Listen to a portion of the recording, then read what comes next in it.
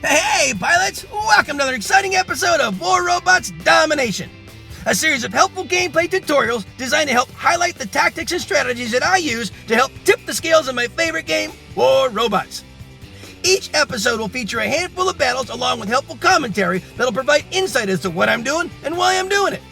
I'm your host, Gotchure Beacons, and I've been playing this awesome game for a few years now, and I've learned a few tricks along the way that I'd love to share with y'all. You'll notice that although my hangar is fairly basic and at lower levels, I've been able to climb it up to Expert League. So I believe that you'll find my tactics will help you do more with less, which can be very helpful with today's economy in the game. I should also mention that this is my second account, so don't let my career profile stats fool you. This is actually my baby account. But it sends a great message to pilots who feel they need to chase the current meta in order to be competitive in battle. Because you don't. Wise gameplay can usually overcome any fancy gimmick. A death button is a great example. It can still melt just about any build, and its heritage stems all the way back to nearly the beginning of the game. It's all about knowing when to use it and how to use it. So, without further ado, I invite you to sit back, relax, and enjoy today's episodes while I walk you through my gameplay tactics and share with you my mindset in battle. I hope you find it entertaining, helpful, and fun to watch. I think you will.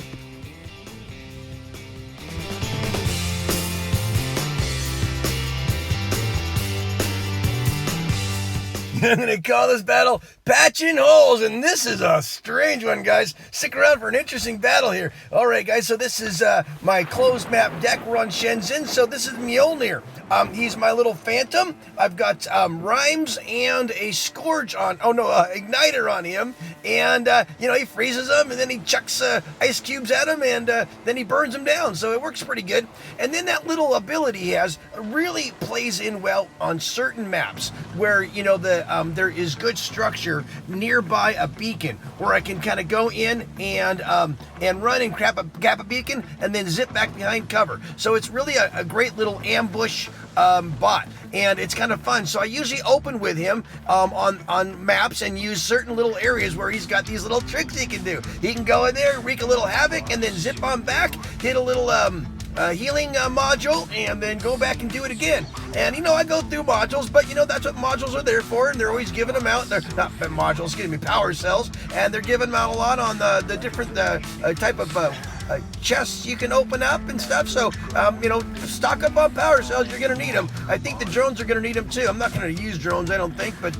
that's just a little too much. But anyway, I'm calling this battle Patching Holes. And guys, I'm a beaconeer. I'm not about combat so much. I'm about keeping them blue. Keeping them blue is really just kind of watching around the battlefield, looking for gaps, looking for holes, looking for threats to beacons. Though it's all about the beacons for me. And so all I'm really doing is, I try to keep the panicometer, that little segment up there with all the beacon bar and the beacon count, and which ones are blue and which ones are red, and how many combatants are on the field. And I'm looking at that as I'm making every choice, and my choices are really to patch holes in our in our weaknesses. If we start, if a beacon is red, that's a big old hole. I got to go patch that, right? We've got a big old behemoth with the trebuchets at there. Yeah, he's chucking everyone down. But and he's really poised well for that center beacon, which is not always the most important one, but it is a beacon. It's been an interesting battle though. If you've been watching, sometimes the Reds are sitting back and doing nothing, and sometimes they're getting really aggressive. These are old school and not so much meta bots. So I'm guessing I'm in Masters and Experts, and not as many champs in here. And I just realized I left that beacon before it was all the way capped, and that is one of the biggest mistakes you want to make as a beaconeer, because that's an advantage that you could have had and let that beacon bar count down a little bit, and I blew it. Well, now it's red, and there's a big old Ming in the middle there, but that's okay. We're gonna see if we can go get that one back. Right now he's flying over in my direction, and I'm not gonna be able to face this one very well, and then there's a kid going into the center too. So look at that. Now they're almost at a 5 capper, and we were doing so dominant at the beginning. Well, it's time to pull out my little my little hole patcher. This guy patches holes like no one's business when it comes to capping beacons. So he's gonna grab this one here. He's gonna grab this one here. So here's what happens. When I'm in stealth, by the way, they don't have that little indicator arrow. This guy sees me, obviously, but he's not gonna come chasing after me, so I'm just gonna go over here and patch this hole. You know, this is a red beacon. That's a big old hole that our beacon bar is slipping through. So we gotta fix that. Now watch what happens here. These big guys, they don't watch behind them. They can't see behind them. He does not know I'm right behind him, capping a beacon 3 feet behind him there. And he's gonna keep, and he's looking for beacon. And he's not a beaconeer. He's all about damage. He's running on into our home there, and he's gonna get killed. And that beacon, and someone else must have come behind him. Oh, there we go. Now I'm gonna go get it. He did land. It was a different Ming, and that's the thing about the Mings and the Titans and all. They're in for damage. They're going towards you, and they know they're a big, durable fortress. Diablo here, he's not a fortress. He's just a sneaky little thief. He comes around behind you. He keeps them blue, and you know he'll keep that one blue too, and he'll go back around. He's just been running around patching holes. You know, at the end of the battle here, we were up, then we were down, and then all of a sudden we were doing good, and then we weren't doing good. This guy is kind of quantum radar, so you got to get out of there, Loki.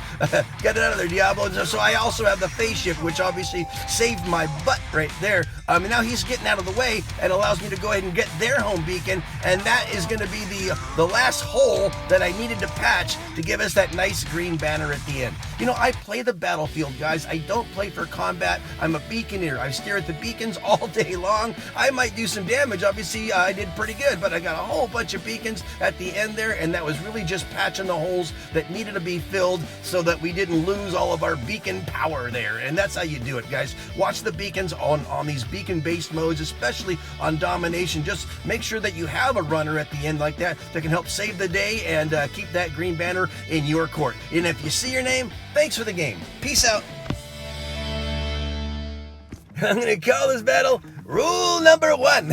And I'll explain why as we go along here, guys. Enjoy my friends in the background and status as they play their awesome song Woodish. I'll put a link to their website on the description of my episode here. So anyway, we're into Dreadnought, and this is my closed map deck. This little guy here is Mjolnir. He's my little phantom. I have the rhymes, which throw chuck the little ice cubes, and then I have an igniter on top, so he burns them on down. You know, so he freezes them and burns them. And this little bungee jump trick he does, where he'll do his ability, he'll go down, do some damage, and pop back up. He's trying to keep that beacon blue down there. That's always my focus, because that is rule number 1. So if you ever saw the movie Karate Kid, and Mr. Miyagi was teaching Daniel, you know, the rules of the Miyagi-Do karate, rule number 1 is karate is for defense only. And then and then he goes, well, what's rule number 2? He goes, first learn rule number 1. That's the important thing, because it's really what everything from their style of karate stems from is rule number 1. It's so important that even rule number 2 was to first learn rule number 1. Our rule number 1 is this mode, and your goal is to capture beacons and defend them. That is rule number 1. In fact, it's the only rule, guys. It's the only rule here. So if you ever watch me play, you will realize that is the focus of my battle, is to capture the beacons and hold them. And then the next thing I do is first learn rule number 1. So always do that, guys. This is how you play Domination. This is, you got to know your mode, right? So if you're playing Domination, you got to make sure that is your focus. That is the reason for playing, and that is what's going to get you more victories. I call myself a beaconeer because that really is all I am about. I'm a horrible brawler because it really is not that important to me to be able to kill them all. That's not the focus of my game style. That's not the focus of this game. It is not, learning how to kill them all. That's free-for-all. That might be team deathmatch, but that is not Domination. Domination, rule number 1 is to focus on the beacons, capture the beacons, hold the beacons, and that's the most important thing. You sacrifice your body to do that. You build up your hangar so that your robots can do that. But you don't worry about so much the combat. You make sure you put in builds that allow you to focus on rule number 1, and that's what I always do. That's why I have kind of a balanced hangar that might be able to fit any situation. That's why this little my Diablo here is really good at doing doing. Rule number one, he's good at capping. He can't always defend them all that well, but I have teammates that have formidable builds. Sometimes Diablo gets caught. Right now he's getting caught in a fire and he's not going to win this one, and that's okay. That doesn't change my focus. Rule number one, this Ming's going over there. I'm just going to die. I can't really do anything other than what I need to do. I'm in level 6 bots. I'm in level 9 weapons. I'm in champs and masters right now, so these guys are much higher firepower than me. I can't take them on, but I have no choice. I have to focus on rule number one, and that's what I do. And I don't even go to rule number 2, which is actually first learn rule number 1. And I've learned it. This is all I do, guys.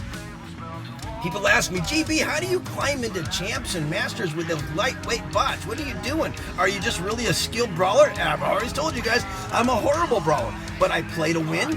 So I win more than I lose. I have a little over 50% winning average. I don't have high kills, and it doesn't really matter because I win a lot, and that's all that really matters. And you get the honor points. And look at this in the battle. It puts me up toward the top because I focus on rule number 1, and that's really all that matters to me. And if you do that, guys, you'll have more victories. You will climb in ranks, which should be careful because you'll get up into high cotton, which may not be easy. I got slaughtered a lot there, but we won, and that's all that matters, and that helps you out. Learn the rule number 1, guys, and you'll have a lot more green banners at the end. And if you see your name, thanks for the game. Peace out.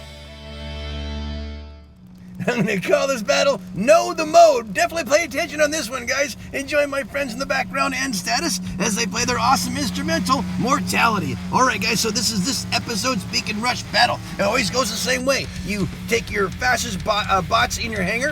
You open up with the fastest one. Go to the center neutral beacon. Hopefully your mates have spread out and get the other ones. And then you push for the a fourth beacon, and then you create a containment zone. I do this on every single Beacon Rush battle, guys. I never fail from attempting to do this. Now, if the Reds are standing back, like maybe a game of Domination, this is what's going to lose the battle for them. And I do it every time. This is how you play Beacon Rush, guys. It's a sprint. It's not a marathon. And I say it every single time, and yet, there are battles like this where the Blues or the Reds are sitting back and absolutely playing like it's Domination. They're kind of waiting for the battle to happen. And look at this. We're at a 5-capper. The game is almost over. My second deployment is going to be the same guy.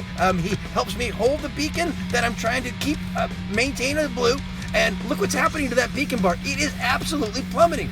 Know the mode, guys. Make sure you're playing the right tactic for the mode. The mode for Beacon Rush, or the Beacon Rush mode, is always fast forward at the beginning. And if you don't, this is what can happen so quickly. Heck, no one's even going to be able to get their Titans up in the air. This is champions. This is masters. These are people that should know how to play the game, but they don't. Take advantage of that, guys. Always play the same way with Beacon Rush. Know the mode. On this mode, you rush in with your fastest bot, take the middle beacon, and then leverage from that and continue to move forward. This is not about damage. This is not about trying to kill as many bots. It's about grabbing those beacons so fast that the beacon bar counts down so fast that they just don't have a chance to even have a shot at even getting their Titans up in the air. If you see your name, thanks for the game. I hope you caught that one, guys. Peace out.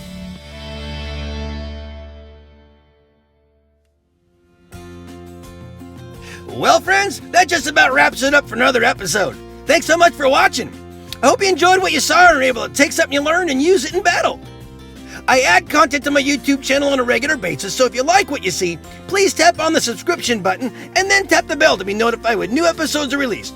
Or just click on an old episode and maybe catch another tip that'll help you up your game. Also, Discord is a great way to connect with other amazing pilots, keep up on the latest news, and learn more ways to improve your gaming experience. Without question, one of the best Discord servers out there is War Robots Master Pilots. Managed by some of the best pilots in the game today, it features a robust list of informational, tutorial, and informative channels to cover anything and everything related to this awesome game. So definitely take a moment to click on the link in the description of this episode and check them out. Finally, my goal is to provide you all with entertaining and helpful information that'll help reduce the frustration and increase the fun. So if you feel these videos are helping you, please share them with a friend, someone you think might benefit from them. Well, that's about it for today, guys. As always, keep them blue out there, and I hope to see you on the battlefield. Just make sure you're having fun, because if you're not, you're doing it wrong. I love you all for your support. Play well. Peace out.